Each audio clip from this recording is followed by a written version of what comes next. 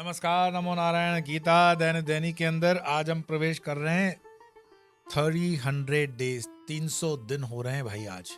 और एक खुशखबरी और है कि 14th चैप्टर जो है इसका 14वां अध्याय वो भी समाप्त होगा। एक श्लोक है आज का श्लोक है 27वां, और उसके बाद गुणत्रय विभाग समाप्त और हम प्रवेश करेंगे कल नए अध्याय 15वें अध्याय में, पंचदशो अध्याय। बहुत इंपॉर्टेंट। सारे मठ मंदिरों में जब हम दोपहर का प्रसाद पाते हैं तो उस वक्त ये पंचदशी अध्याय का पाठ होता है। पुरुषोत्तम योग नाम होता है जिसका। ये अपने बच्चों को बाय हार्ट करवाओ। सबसे छोटा अध्याय 20 श्लोक का होता है। वैसे तो 12वां भी 20 ही श्लोक का है, पर इस अध्याय में 20 ही श्लोक होते हैं। 15वें अध्याय में बहुत जरूरी है। और सभी सनातनियों को कम से कम भोजन लेते हुए 15वें अध्याय का बाय हार्ट होना जरूरी है। लेकिन आज तो अंतिम श्लोक 14 चैप्टर का करते हैं। ब्रह्मणो हि प्रतिष्ठाहम् अमृतस्य व्ययस्य च शाश्वतस्य च धर्मस्य सुखस्यैकान्तिकस्य च।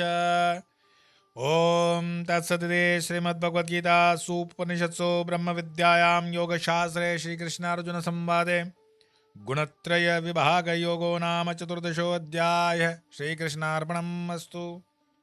भगवान श्री कृष्ण कहते हैं, क्योंकि मैं ही उस अव्यय अमृत ब्रह्म की प्रतिष्ठा अर्थात आश्रय हूं तथा शाश्वत धर्म की एवं एकमात्र सुनिश्चित परम सुख की भी प्रतिष्ठा या आश्रय मैं ही हूं। ये मैं जो वो बोल रहे हैं वो मैं किस परिप्रेक्ष्य में बोल रहे हैं? तो टीकाकारों ने इस श्लोक के कई प्रकार के अर्थ किए हैं। कोई उसे सगुण परक लगाते हैं, कोई निर्गुण परक। जैसे जिसकी आंख। भारत के सनातन धर्म के विषय में इतना बृहद हमारा साहित्य है, इतने हमारे पास हजारों सालों की विरासत है। ये हमारा सौभाग्य है। लेकिन दुर्भाग्य इस बात का कि हम कभी भी पिछले 700-800 सालों से ज्यादा विद्वान पैदा नहीं कर पाए। दो चार ये कैसे विद्वान निकले कि एक बार हाथी अंधों के बीच में पहुंच गया। अब हाथी मतलब सनातन धर्म, अंधे मतलब ये पोंगे पंडित जो अपने आप को सो कॉल्ड बहुत ज्ञानी ध्यानी समझते हैं, विवाद खड़े करने में जिनका बहुत बड़ा हाथ। तो हाथी उनके अंदर पहुंच गया। अब सारे अंधे। तो उनको किसी आंख वाले ने कहा कि आप बताओ ये क्या है। तो पहला अंधा जो है वो उसके टांग को हाथ लगाता है, तो बताओ क्या है। तो उनको बताया गया है कि ये धर्म है, आप बताओ धर्म में आपको क्या महसूस होता है।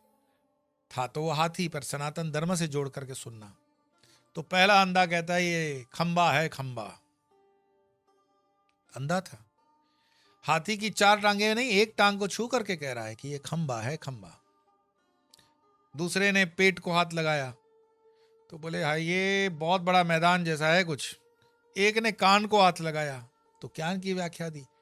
तीसरे महामूढ़ ने पूंछ को पकड़ लिया तो बोले बाल है, बाल धर्म के बाल हैं ये।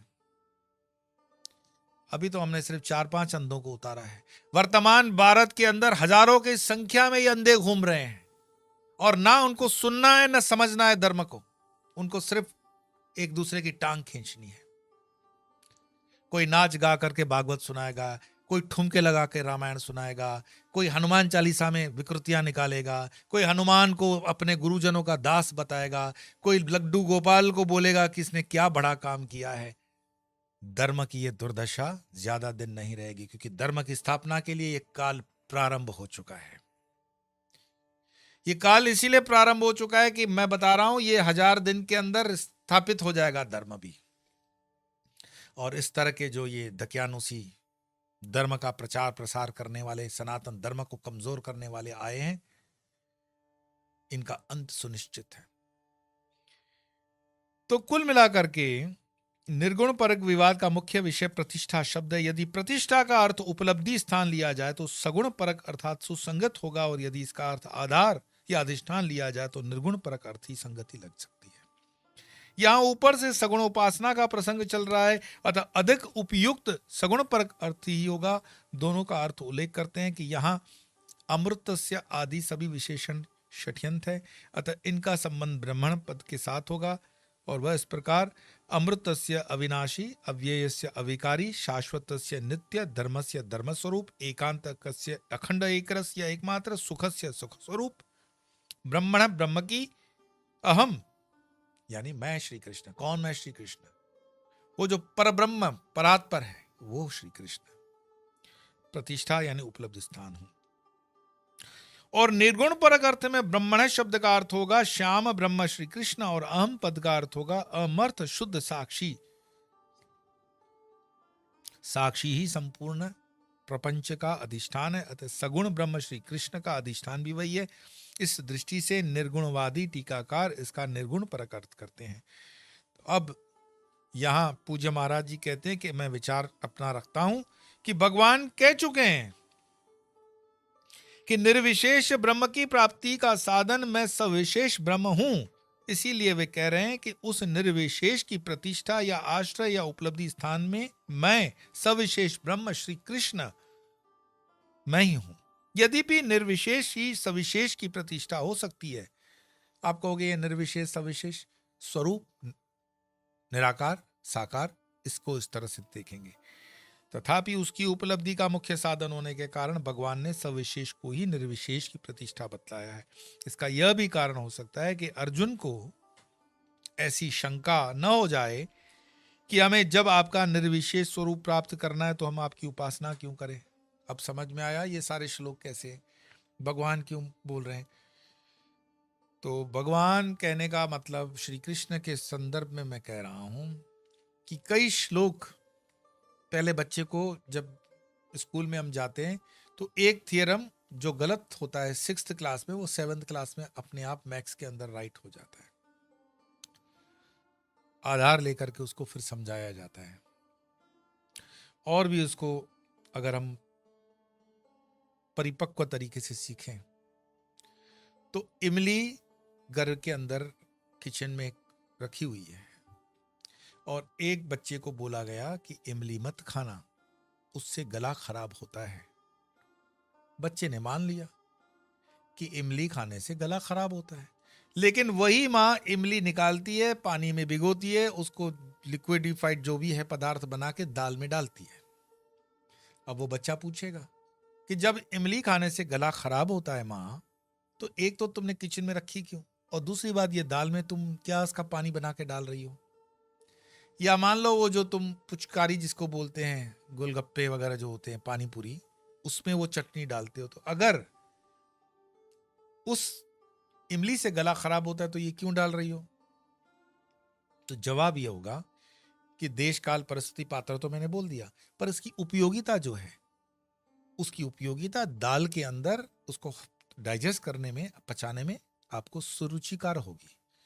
और पानी पूरी के अंदर चूंकि वो पानी पूरी खाते ही इसीलिए हैं कि वो उसको आजकल मैंने एक एडवर्टाइजमेंट देखा, उसको प्रमोट कर रहे हैं शॉर्ट्स बोल के। कैसी मगज के अंदर विकृति आ गई है। शॉर्ट्स शब्द कहां से निकला है? शॉर्ट्स का मतलब है वो जो छोटे छोटे पीने के होते हैं ना, जो कप्स में वो पीते हैं, क्या बोलते हैं भाई उसको, जो पैग में पी, टकीला। हाँ, वो टकीला पीते हैं, तो वो टकीला को बोलते हैं शॉर्ट्स, और तुम पानी पूरी को शॉर्ट्स बोलते हो। ये कब तक सेल्स करोगे? इसको बेचने का, माल बेचने का ये भी तरीका हो सकता है।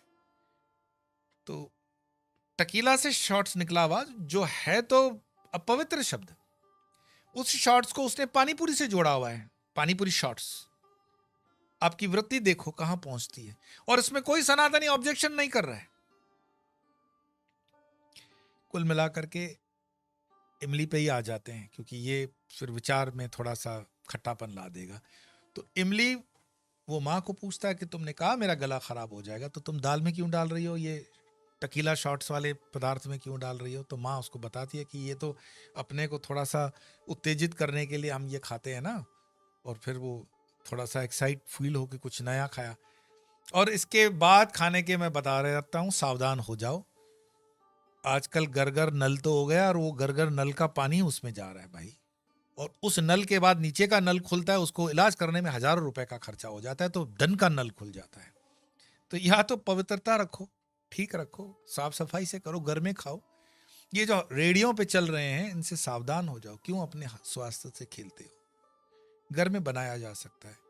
और अब तो धीरे धीरे भारत की जो कंपनियां बनाती थी वो भी विदेशी लेने शुरू हो गए। उनको भी पता पड़ गया कि हिंदुस्तान की प्रजा ये जो शॉर्ट्स की इतनी शौकीन है, उसको खरीद लो। और हिंदुस्तानी से ज़्यादा कामयाबी बर्दाश्त ही नहीं होती। बहुत बढ़िया कंपनी चल रही है, उसको बेचने की क्या ज़रूरत है भाई? तो नहीं, वो हम क्या, चार भाई है ना, तो चारों भाइयों के अंदर झगड़ा हो गया तो बेच करके अब चार हिस्से कर देंगे, फिर रेकड़ी पे आ जाओगे।